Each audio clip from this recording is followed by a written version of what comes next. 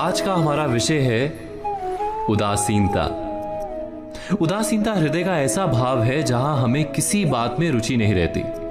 हम कोई कार्य करने के लिए उत्साहित नहीं होते। उदासीनता जब एक सीमा से बढ़ जाती है तो मन का रोग बन जाती है। मनुष्य जीवन से अधिक मृत्यु को पसंद करने लगता है।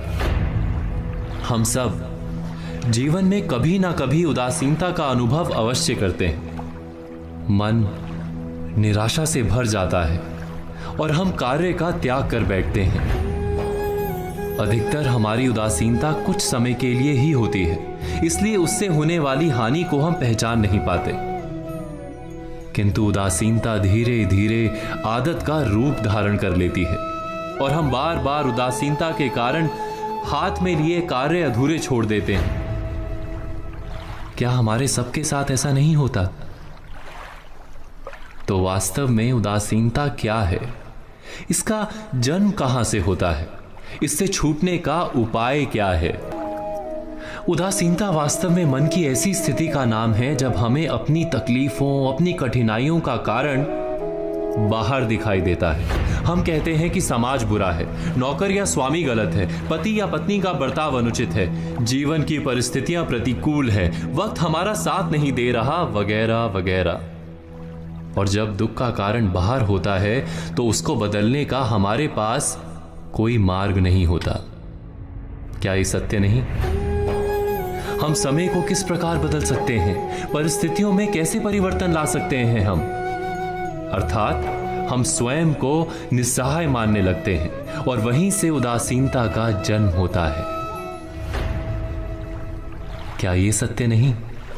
प्रश्न ये है कि क्या हमारी सारी विपदाओं का कारण बाहर है या स्वयं हमारे भीतर है? क्या हमारी सारी विपत्तियां, हमारे बुरे हालात क्या दूसरों के कारण है? क्या हमारा परिवार हमारा शत्रु है? क्या समाज दुश्मन है? या हमारी परिस्थितियां हम स्वयं निर्मित करते हैं? विचार कीजिए। पतझड़ में पत्ते गिरा देने वाली ठंड क्या वृक्ष के साथ दुश्मनी कर रही है? नहीं, ऋतु चक्र तो अपना कार्य करता है। उसे पेड़ के साथ ना दुश्मनी है ना दोस्ती। ऋतु चक्र के अनुकूल हो जाना वृक्ष का कर्तव्य है। ठीक वैसे ही समाज कभी किसी व्यक्ति का ना मित्र होता है ना शत्रु। समाज को जिससे लाभ मिलता है, समाज उसका मित्र बन जाता है। अर्थात समाज प्रतिकूल तब बनता है जब हम समाज के प्रतिकूल बनते हैं। वैसा ही व्यक्तियों के बीच में भी होता है। हम जिसे प्रेम करते हैं वो हमें प्रेम देता है, हम जिसे लाभ देते हैं वो हमें लाभ देता है। हमारे हालात बदलने के लिए हमें स्वयं अपने आप में परिवर्तन करना पड़ता है। इतना समझ लेने पर स्वयं में परिवर्तन करना कठिन नहीं। अर्थात जीवन में उदासीनता का कोई कारण ही नहीं, केवल अपने आप में परिवर्तन करना पर्याप्त है।